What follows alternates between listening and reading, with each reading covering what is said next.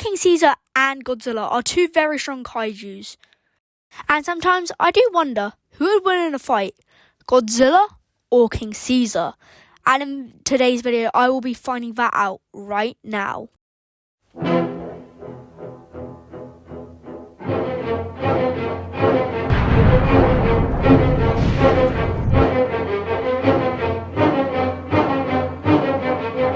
To determine who's stronger, Godzilla 1974 or King Caesar 1974, I will be using power scaling. Goji guy's weakness. So let's get straight into the video.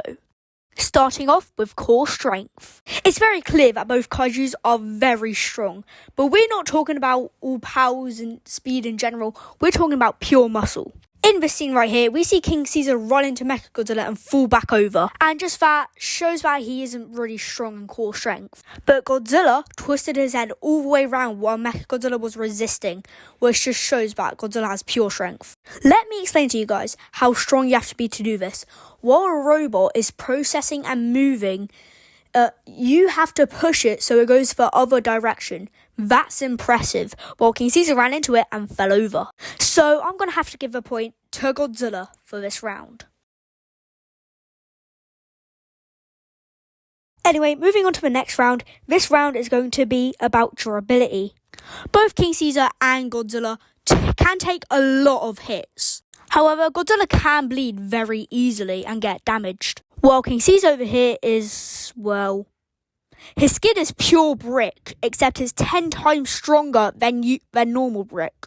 Probably even more than 10 times. And Godzilla over here, being the fleshy guy he is, if he gets hit by Gigan's claw once, he will literally just bleed and bleed. But for King Caesar, it will just scrape off him. In fact, King Caesar will be able to brute so much due to his skin being pure brick, as well as his bones being made out of pure gold.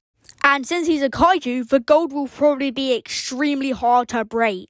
So I think it's safe to say King Caesar has won this round.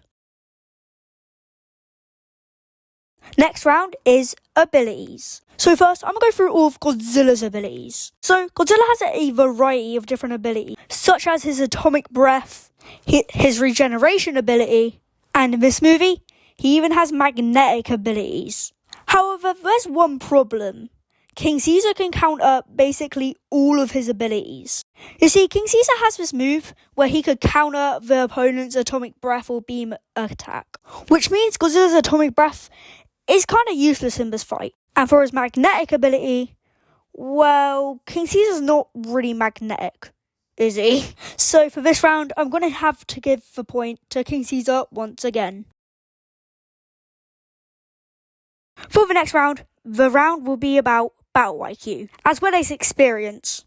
Before this movie, Godzilla has been in many fights in the past. However, King Caesar has laid dormant this whole time. King Caesar probably has had a couple fights in the past, but nowhere near as much as Godzilla. Besides, King Caesar just fights recklessly, while Godzilla usually has a plan and could read body language very well. So this point is going to have to go to Godzilla. Anyway, for our fifth and final round, it's going to be agility. While King Caesar is a very fast-moving kaiju, Godzilla still has some very quick-paced fighting skills. But sadly, it isn't good enough for King Caesar's very quick-paced fighting skills. And he is literally built for speed. So, ladies and gentlemen, we have our winner, King Caesar 1974. Also guys, don't worry, feel free to disagree with me, this is just my opinion, and if you really don't like my answer, you can explain in the comments why, and I might change my mind. Anyway guys, thank you so much for watching, and I'll see you guys in the next video. Bye!